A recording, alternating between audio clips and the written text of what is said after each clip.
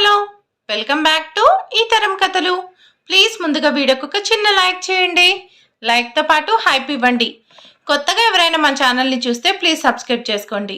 ఈరోజు కథ mister attitude Vikrant part 137. కథను రచించిన వారు అనురాధ గారు, వాయిస్ ఓవర్ శ్వేత. ఇక కథలోకి వెళ్ళిపోదాం. స్వీటీ, అక్కడేం చేస్తున్నావు అంటూ కుందన ఆమెను పిలిచింది. అప్పుడు సమయం తెల్లవారి 3 కావస్తుంది.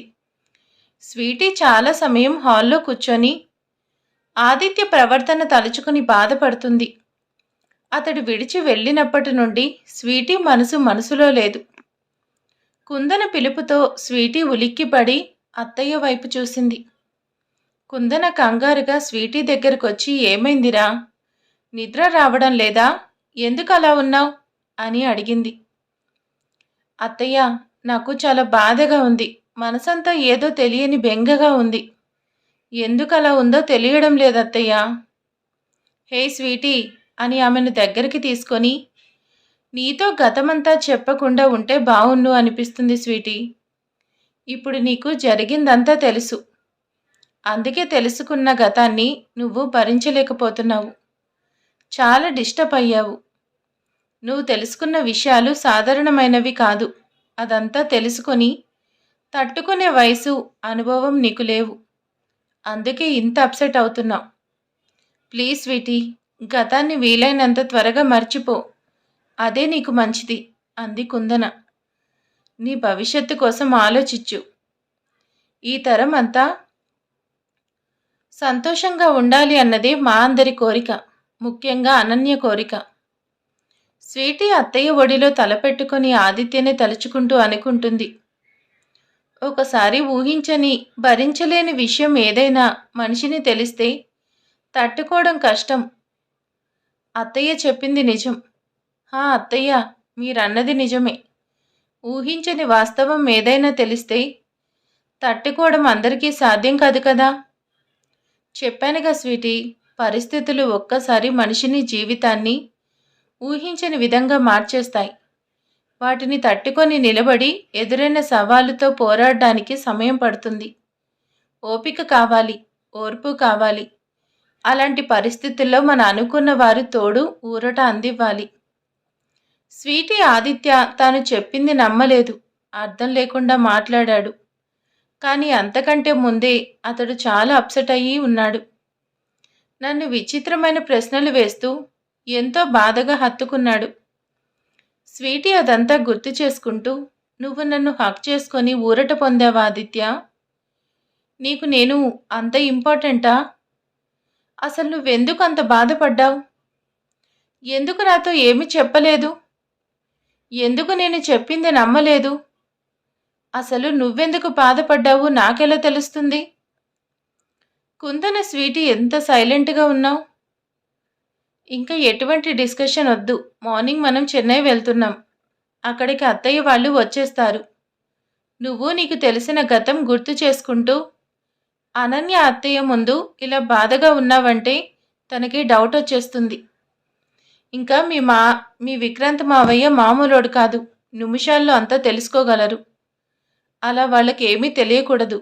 సో ఇంకా ఏమీ ఆలోచన వద్దు, వెళ్ళి నిద్రపో అంది కుందన.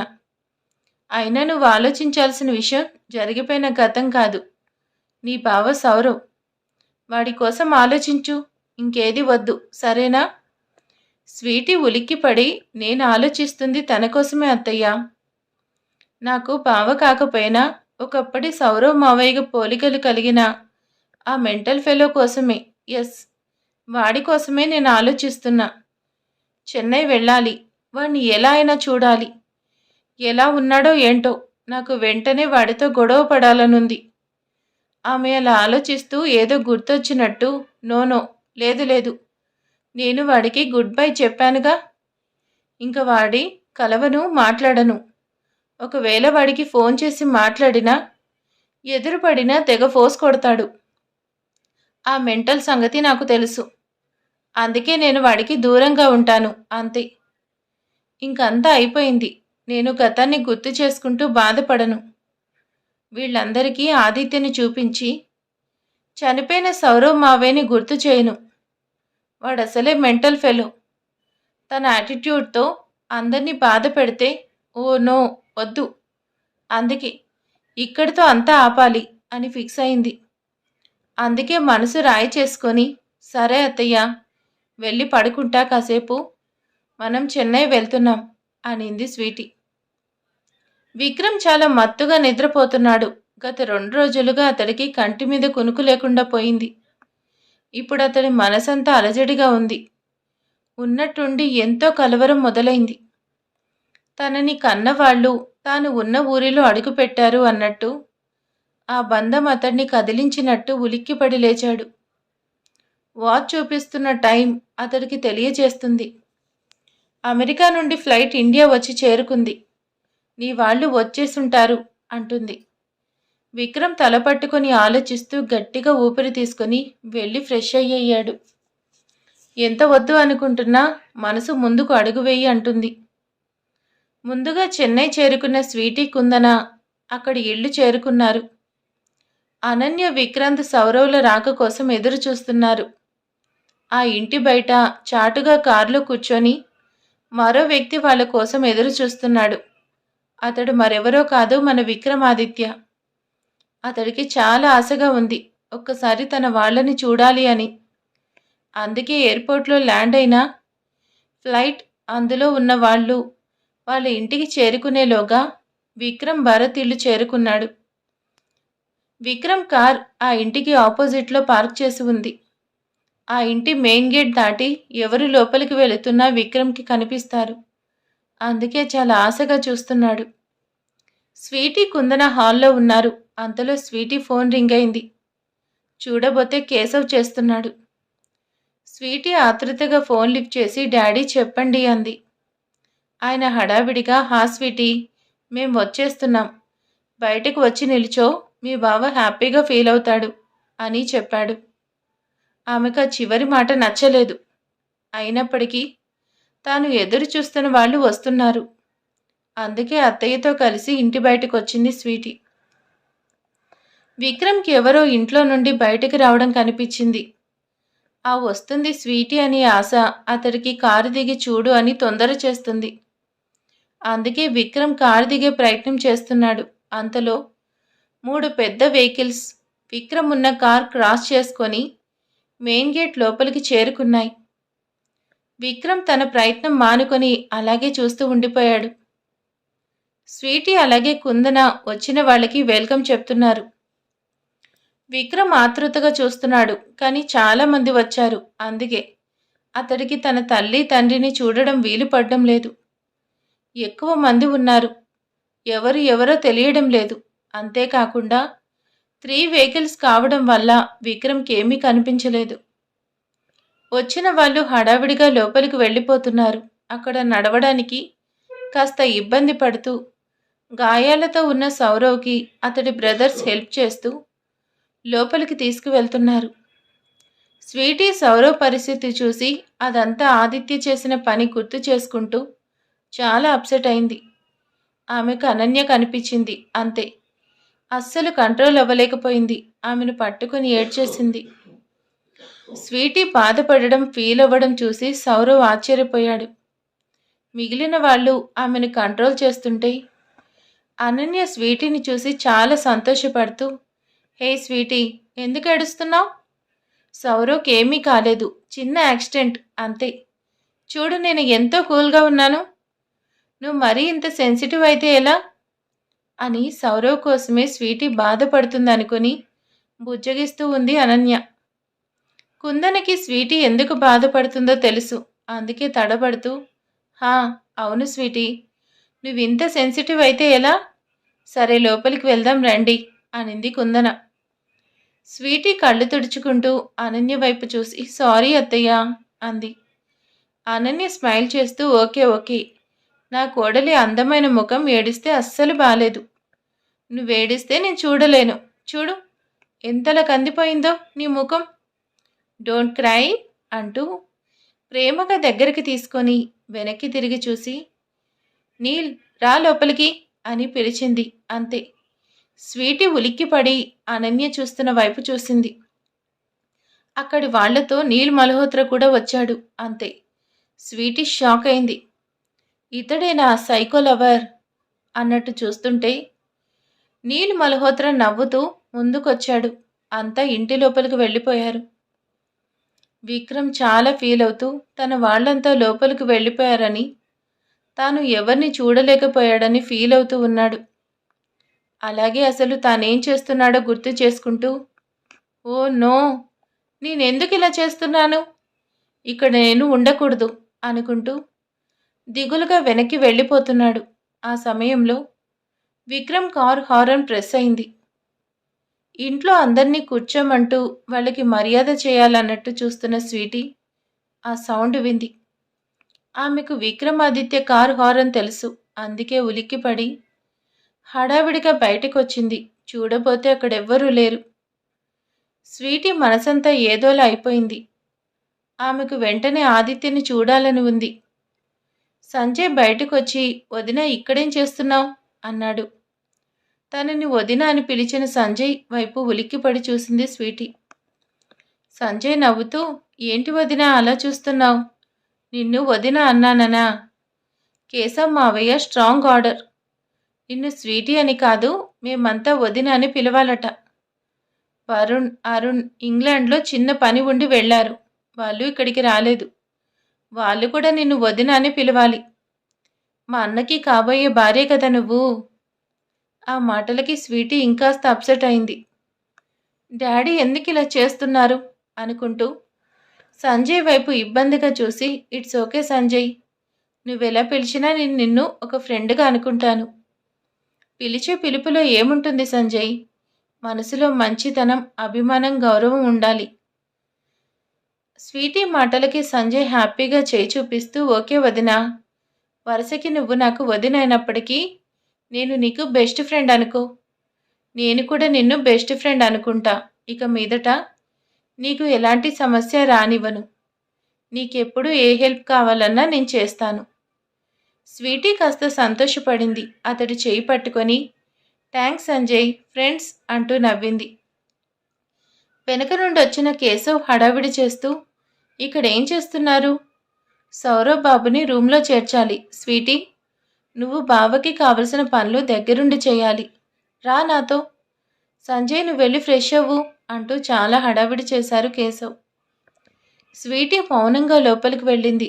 అక్కడంతా ఎవరి హడావిడిలో వాళ్ళున్నారు. ముందుగా సౌరవ్ని ఒక రూమ్లో బెడ్ మీద పడుకోబెట్టారు. అతడు సైలెంట్గా ఉన్నాడు. కానీ సౌరవ్ టార్గెట్ కేవలం స్వీటీ, అలాగే ఆమె కోసం తనని అమెరికా వచ్చి మరీ దాడి చేసిన అజ్ఞాత వ్యక్తి. అనన్య గదిలో ఉంది. మిగిలిన వాళ్ళంతా ఆమె ఉన్న గదిలోకి వెళ్లారు. నీల్ మల్హోత్రా ఇంకా కేశవ్ మాత్రం సౌరవ్ కొరకు టెన్షన్, అలాగే కేర్ తీసుకుంటూ హడావిడిగా ఉన్నారు. అంతా తమ సౌరవ్ లాంటి వ్యక్తి విక్రమాదిత్యని వెంటనే చూడాలన్నట్టు చాలా ఆతృత పడుతున్నారు. బాలు అందరి తరపున ఒక ఆలోచన చేస్తూ అమర్నాథ్కి ఫోన్ చేశాడు.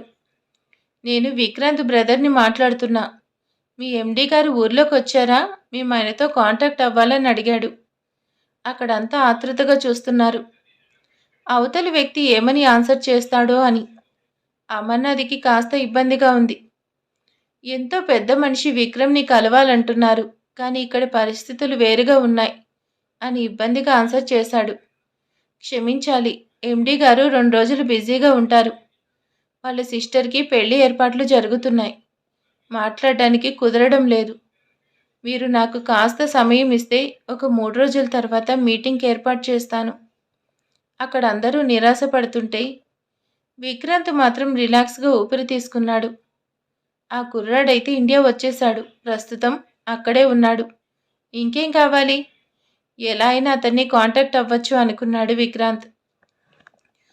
పాలు నీరసంగా అందరి వైపు చూసి తడబడుతూ, అలాగే 3 డేస్ తర్వాత అఫీషియల్గా మీటింగ్ పెట్టుకుందాం అంటూ ఫోన్ పెట్టేసి నిట్టూర్చాడు. ఇంకో 3 రోజులు ఆగాలి అనుకున్నారంతా. అనన్య విక్కీ వైపు చూసి అతడు కూల్గా ఉండేది చూసి అంతా తాను చూసుకుంటాడు అనుకుంది. ప్రస్తుతానికి ఎవరూ టెన్షన్ పడలేదు. కాస్త రిలాక్స్ అవ్వాలి అన్నట్టు ఎవరి గదిలో వాళ్ళున్నారు. సౌరవ్ రూమ్లో స్వీటీ ఉంది. కావాలనే కేశవ్ వాళ్ళకి ప్రైవసీ కల్పిస్తూ నీల్ మల్హోత్రాని పక్కకు తీసుకువెళ్ళాడు. నీల్ మల్హోత్రా స్వీటీని చూసి సౌరవ్కి తగ్గ జోడీ అనుకున్నాడు. ఏంటి స్వీటీ, నువ్వు చాలా అప్సెట్ అయినట్టున్నావు. నిజంగా నువ్వు నా కోసం బాధపడుతున్నావా? నేను అమెరికా వెళ్ళే టైంలో నిన్ను క్లౌన్ మాస్క్తో భయపెట్టి వెళ్ళాను. నువ్వు చాలా భయపడ్డావు. అందుకు నాకు పనిష్మెంట్కి ఈ దెబ్బలు తగిలాయి. అందుకు నువ్వు హ్యాపీగా ఫీల్ అవ్వాలి కదా. నిజం చెప్పు, నాకు మంచి పని జరిగింది అనుకుంటున్నావు కదా? నో సౌరవ్, నా మైండ్ సెట్ అలాంటిది కాదు. నిజానికి నువ్వు నన్ను చాలా భయపెట్టావు. నీ మీద నాకు కోపం వచ్చింది. ఆ రోజు నేను ఎంత భయపడ్డానో నాకే తెలీదు. అసలు నేనేమైపోయేదానో కానీ దేవుడి దయ సేవ్ అయ్యాను. నీతో అస్సలు మాట్లాడకూడదు అనుకున్నాను. అలాని నీకు ఇలా దెబ్బలు తగిలాలి, నువ్వు బాధపడాలి అనుకోలేదు. ఒకరికి గాయాలు తగిలి బాధపడితే చూసి సంతోషించే మనస్తత్వం కాదు నాది. అంటే నీకు నా మీద కోపం ఉంది కానీ ఈ దెబ్బలు చూసి సంతోషం కాదు, బాధగా ఉంది అంటావు, అంతేనా? స్వీటీ మనసులో అనుకుంటూ ఉంది. నీకు నా కారణంగా ఈ దెబ్బలు తగిలాయి. ఆదిత్య నిన్ను నా కోసం కొట్టాడు. అందుకే నాకు చాలా కష్టంగా ఉంది. చెప్పు స్వీటీ, ఎందుకు మౌనంగా ఉన్నావు? నాకు చిన్న యాక్సిడెంట్ అయింది అంతేగా. నన్నైతే ఎవరు అటాక్ చేయలేదుగా. దానికే నువ్వంత బాధపడాల్సిన పనిలేదు. చిన్న చిన్న దెబ్బలు ఎంత తొందరలోనే తగ్గిపోతాయి. కానీ నువ్వు నా మీద కోపం చూపిస్తే మాత్రం నేను సహించను. స్వీటీ తడబడుతూ నీకెప్పుడైతే ఇలా జరిగిందని తెలిసిందో అప్పుడే నీ మీద కోపం పోయింది. అలాగే అయితే దగ్గరికి రా అన్నాడు. స్వీటీ ఇబ్బందిగా వాట్ అనింది. సౌరవ్ లేచి కూర్చొని నా మీద కోపం లేదు, నన్ను నువ్వు గాయపరచలేదు, నా గాయాలకి నువ్వు కారణం కాకపోతే దగ్గరికి రా అని సీరియస్గా ఆర్డర్ వేశాడు. ఆమె గుండెల్లో భయం అలాగే ఉంది. అతడిపై కాస్త కూడా ఇష్టం, అభిమానం లేదు, భయం మాత్రమే కలుగుతుంది. స్వీటీ ఇబ్బందిగా అతడి ముందుకు వేసి చెప్పు సౌరవ్ అంటుంది. సౌరవ్ కాస్త మొరటుగా ప్రవర్తిస్తూ గబుక్కున ఆమె నడుం చుట్టూ చెయ్యి వేసి బలంగా నొక్కుతూ మీదికి లాక్కున్నాడు. అంతే. స్వీటీ భయంగా సౌరవ్ అంది. అతడు గాయాలతో ఉన్నప్పటికీ విచిత్రంగా ప్రవర్తిస్తూ ఆమెను హత్తుకొని బలంగా ముద్దు పెట్టుకునే ప్రయత్నం చేస్తున్నాడు. స్వీటీ గజగజ వణికిపోతూ ఏంటిది సౌరవ్, వద్దు ప్లీజ్, వదులు నన్ను, ప్లీజ్ సౌరవ్, నీకు గాయాలున్నాయి, నువ్వు ఇలా చేయకూడదు, భయం వేస్తుంది అని అతన్ని విడిపించుకునే ప్రయత్నం చేస్తుంటే సౌరవ్ బలమంతా చూపిస్తూ చేస్తాను, నువ్వు నా సొంతం, నీకోసం నేను పిచ్చివాణ్ణవుతున్నా, నిన్ను నా ఇష్టం వచ్చినట్టు చేస్తాను, నీ మీద నాకు హక్కు ఉంది, నాకు మావయ్య పర్మిషన్ ఉంది, అంతే, నువ్వు నాదానివి అంటూ ఆమె పెదవిని ముద్దు పెట్టుకునే ప్రయత్నం చేస్తున్నాడు. స్వీటీ చాలా భయపడి అతన్ని విదిలించే ప్రయత్నం చేస్తుంది. అప్పటి వరకు జరిగిన సంఘటన సంజయ్ విండో నుండి చూశాడు. సౌరవ్ చేస్తుంది కరెక్ట్ కాదనిపించింది. అతడు వెంటనే అక్కడికి వచ్చాడు. సంజయ్ రావడం చూసి సౌరవ్ స్వీటీని విడిచిపెట్టేశాడు. ఆమె వణికిపోతూ చాలా భయపడుతూ సంజయ్ వైపు కన్నీళ్లతో చూసి అక్కడి నుంచి బయటకు వెళ్ళిపోయింది. సంజయ్ సౌరవ్ వైపు కోపంగా చూస్తూ ఉన్నాడు. విక్రమ్, ఏమైందిరా? ఏంటి, ఎక్కడ ఆలోచిస్తున్నావు? ఇంతసేపు ఎక్కడికి వెళ్ళావు? హరిణి పిలుపుతో ఉలిక్కిపడ్డాడు విక్రమ్. కాసేపటి క్రితం భరత్ గారి ఇంటికి వెళ్ళాడు. అక్కడ అనన్య, విక్రాంతి స్వీటీలను చూడాలని ఎంతో ఆశపడ్డాడు. కానీ కుదరలేదు, ఎవరూ కనిపించలేదు. అందుకే చాలా డిస్టర్బ్గా ఇంటికొచ్చి కూర్చున్నాడు. విక్రమ్ అక్కవైపు చూసి తడబడుతూ చెప్పాడు, నేనేం ఆలోచించడం లేదు హరిణి, ఎందుకో మనసంతా ఆందోళనగా ఉంది. నా వాళ్ళు బాధపడుతున్నారు, కష్టంలో ఉన్నారనిపిస్తుంది. నిజానికి డాడ్ ఇంకా నువ్వు నా ముందే ఉన్నారు, మీరు హ్యాపీగా ఉన్నారు. అయినా సరే నా మనసు ఎందుకో చాలా కలవర పెడుతుంది. అసలు ఇదంతా ఎందుకో అర్థం కావడం లేదు. అందుకే డిస్టర్బ్గా ఉన్నాను. విక్రమ్ మాటలకి హరిణి మౌనంగా మనసులో అనుకుంది. హరిణి ఫీల్ అవుతూ, నీ ఫీలింగ్ ఎందుకో నాకు తెలుసు విక్రమ్. నీ మనసంతా స్వీటీ నిండి ఉంది. నేను ఫాలో చేశానులే. కాసేపటి క్రితం నువ్వు ఇండస్ట్రియలిస్ట్ భరత్ భూషణ్ ఇంటి వరకు వెళ్ళావు, కానీ లోపలికి వెళ్ళలేదు. నాకు నీ పిఏ ధన మ్యాటర్ చెప్పాడు. అతడు స్వీటీ మావయ్య అని, అక్కడికి వచ్చిన వాళ్ళంతా స్వీటీ ఫ్యామిలీ అని. ప్రస్తుతం స్వీటీ ఆ ఇంట్లో ఉంది. ఇద్దరూ గొడవ పడ్డారు. అందుకే స్వీటీ నిన్ను కలవలేదు. నువ్వు తనని కాంటాక్ట్ అవ్వలేక ఫీల్ అవుతూ బయట నుండే వచ్చేసావు. నాకు తెలుసు. నేను నీ అక్కనురా. అక్కడ స్వీటీ నీ కోసం బాధపడుతుంటే నువ్వు ఇక్కడ డిస్టర్బ్ అవ్వకుండా ఎలా ఉంటావు? నేనున్నాగా, అంతా నేను సెట్ చేస్తా. నువ్వు చెప్పకపోయినా నీ ప్రేమకి నేను సాయం చేస్తాను. అక్క, ఏంటి నువ్వు ఏం మాట్లాడవు? చాలా డీప్గా థింక్ చేయకు. ఏదో క్యాజువల్గా అడిగా. సరే, నాకు చాలా హెడేక్గా ఉంది. కాఫీ ఇస్తావా అన్నాడు. ఆమె ఓకే అని చెప్పి లోపలికి వెళ్ళింది. విక్రమ్ తన మనసు పడుతున్న వేదన బయటపడకుండా ఉండేందుకు చాలా అవస్థపడుతున్నాడు. ఎందుకో తెలీదు. స్వీటీ బాధపడుతుంది అనిపిస్తుంది. వెంటనే ఆమెతో మాట్లాడాలని ఉంది, కానీ నో వే. అందుకే పనిలో పడితే మైండ్ డైవర్ట్ అవుతుంది అనుకొని రేపు వస్తున్న పెళ్లివారికి అన్ని ఏర్పాట్లు సక్రమంగా జరుగుతున్నాయో లేదో తెలుసుకుంటూ పనివాళ్ల మీద చిరాకు పడుతూ తొందర చేస్తూ తన పిఏ ధన వద్దకు వెళ్ళి, ఎక్కడి వరకు వచ్చే ఏర్పాట్లు? అంతా సవ్యంగానే ఉందిగా? ఎవరు ఎలాంటి పొరపాటు చేయడం లేదుగా? వస్తున్న గెస్ట్ ఎలాంటి ఇబ్బంది పడకూడదు. జాగ్రత్తగా చూసుకోండి. నాన్నగారికి మాట రాకూడదు. నాకు కాస్త తలనొప్పిగా ఉంది, విశ్రాంతి తీసుకుంటా అని చెప్పి తన గదిలోకి వెళ్ళిపోయాడు విక్రమ్. కానీ విక్రమ్ ప్రశాంతంగా ఉండలేకపోయాడు. ఎంత వద్దు అనుకుంటున్నా అతడికి స్వీటీ రూపం గుర్తొస్తుంది. ఆమె బాధపడుతూ ఉంది అనిపిస్తుంటే స్వీటీకి అతడి హెల్ప్ అవసరం అనిపిస్తుంది. కానీ స్వీటీ తనకు గుడ్ బై చెప్పి వెళ్ళిపోయింది. ఇప్పటి వరకు ఒక్క ఫోన్ కాల్, ఒక్క మెసేజ్ లేదు. ప్రస్తుతం తను చెన్నై వచ్చింది. అయినా సరే ఎలాంటి ఇంటిమేషన్ లేదు. పొగరు కదా. ఇలాంటప్పుడు నేనెందుకు స్వీటీతో మాట్లాడాలి అనుకుంటూ అనవసరమైన పంతానికి పోతూ స్వీటీకి ఫోన్ కూడా చేయకుండా అలాగే పడుకున్నాడు. కొంత సమయం గడిచింది. హరిణి కాఫీ తీసుకొని వచ్చింది. చూడబోతే విక్రమ్ నిద్రపోతూ కనిపించాడు. ఎందుకు అతన్ని డిస్టర్బ్ చేయాలనిపించలేదు. అందుకే హరిణి వెనక్కి వెళ్ళిపోయింది. సంజయ్ సౌరవ్ ముందు నిల్చున్నాడు. స్వీటీ వెళ్ళిపోయాక సంజయ్ సౌరవ్ని ప్రశ్నించాడు. దిస్ ఇస్ నాట్ ఫేర్ అన్నయ్య. నువ్వు స్వీటీతో ఇలా ప్రవర్తించడం మంచిది కాదు. నువ్వు చెడ్డవాడివి అనుకుంటుంది. వదిన నీ విషయంలో చాలా బాధపడుతుంది. ఇలా చేస్తే వదినికి నీ మీద ఇంకా కోపం పెరుగుతుంది. ఆ రోజు నువ్వు ఇండియా నుండి అమెరికా వచ్చే ముందు వదిన్ని క్లౌన్ మాస్క్తో భయపెట్టావు. అలా చేయడం నాకు నచ్చలేదు. ఇప్పుడు వదిన మాటలు వింటుంటే అర్థమైంది తనెంత భయపడిందో. అందుకు తనకి నువ్వు సారీ చెప్పాలి. కానీ నువ్వు చెప్పలేదు. ఆ విషయంలో నేను నిన్ను హెచ్చరించాను. నీ పద్ధతి సరిగ్గా లేదు. ఇలా ప్రవర్తించడం కరెక్ట్ కాదు అని. ఇప్పుడు చూస్తే ఆ రోజు జరిగిన దానికి తనకి సారీ చెప్పకుండా తనని బలవంతంగా కిస్ చేయాలని చూసావు. ఎంత దారుణంగా ప్రవర్తించావు. ఇది ఎంతవరకు కరెక్ట్? అసలు తనని కిస్ చేసే రైట్ నీకెక్కడివి? ఒకవేళ నువ్వు అనుకోవచ్చు ఆమె నీకు కాబోయే భార్య అని, నువ్వు ఆమెకు కాబోయే భర్త అని. అదంతా ఎప్పుడు? వదిన కూడా నిన్ను తనకి కాబోయే భర్త అనుకున్నప్పుడు. నువ్వు ఇలాగే చేస్తే తనకి నీ మీద ఇష్టం ఎలా కలుగుతుంది? నిన్ను ద్వేషిస్తుంది. నీతో పెళ్ళొద్దు అంటుంది. దయచేసి నీ ప్రవర్తన మార్చుకో. తనతో ఇంకెప్పుడు ఇలా ప్రవర్తించకు.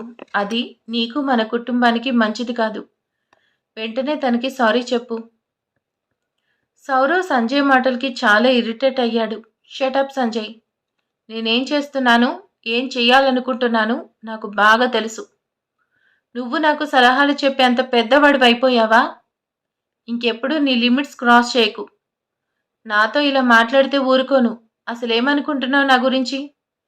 నాకేం తెలియదు అనుకున్నావా? తనతో ఎలా ఉండాలో నువ్వు నేర్పిస్తావా నాకు? నేను స్వీటీని ఎంతో ఇష్టంగా కిస్ చేయాలనుకుంటే మేనస్ లేకుండా గదిలోకి వచ్చి నువ్వు అడ్డం పడ్డావు. నీకు మేనస్ లేదు. అది చాలదని తిరిగి నాకు సలహాలు చెప్తున్నావు. నీతులు మాట్లాడుతున్నావు. ఊరుకోను. సంజయ్, నీ లిమిట్స్లో నువ్వుండు. నేనేం చేయాలో, స్వీటీని ఎలా నా దారికి తెచ్చుకోవాలో నాకు బాగా తెలుసు. ఇంకోసారి నాకు సలహాలు చెప్పే ప్రయత్నం చేయకు. నిన్ను పనిష్ చేస్తాను. నాకు చాలా కోపంగా ఉంది. ముందు బయటికి పో. Get out. సంజయ్ కోపంగా సౌరవ్ వైపు చూస్తూ, నేను ఇన్వాల్వ్ అవ్వకూడదు. నాకు మేనస్ లేదంటున్నావు. అయినా సరే నేను ఫీల్ అవ్వను. You are my brother. నన్ను నువ్వేమన్నా నేను ఫీల్ అవ్వను. నిన్నొక్క మాట అడుగుతాను, చెప్పు. నీకు మేనస్ ఉందా? ఉంటే ఒక ఆడపిల్లతో ఇలా ప్రవర్తిస్తావా? పాపం, ఎంత భయపడింది. నాకే కష్టంగా ఉంది. అందుకే చెప్తున్నా. ఇంకోసారి ఇలా చేస్తే నేను బాబాయ్తో మాట్లాడాల్సి వస్తుంది. తర్వాత నీ ఇష్టం. బాయ్ అంటూ ఆవేశంగా బయటకు వెళ్ళిపోయాడు సంజయ్. సౌరవ్ పిడికిలి బిగించి, ఈ సంజయ్కి బుద్ధి లేదు. నాకు అడ్డం వస్తున్నాడు. అయినా ఆ స్వీటీ ఎందుకంత ఓవరాక్షన్ చేస్తుంది?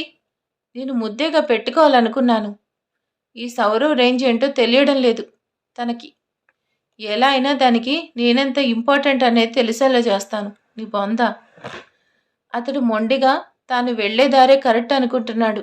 మరి అతడి ప్రవర్తన వలన పరిస్థితులు ఎలా మారుతాయో చూడాలి. స్వీటీ తన గదిలో ఉంది. ఆమె బాధపడుతుందని ఇంట్లో ఎవరు గమనించలేదు. ఎవరి హడావిడిలో వాళ్ళున్నారు. సంజయ్ బయటకొచ్చి అక్కడంతా వెతికాడు. స్వీటీ కనిపించలేదు. సంజయ్ ఫీల్ అవుతూ స్వీటీ ఉన్న గదిలోకి వెళ్ళాడు. మరి అక్కడ తర్వాత ఏం జరగబోతుంది ఏంటి అనేది నెక్స్ట్ పార్ట్లో తెలుసుకుందాం. Thank you for watching.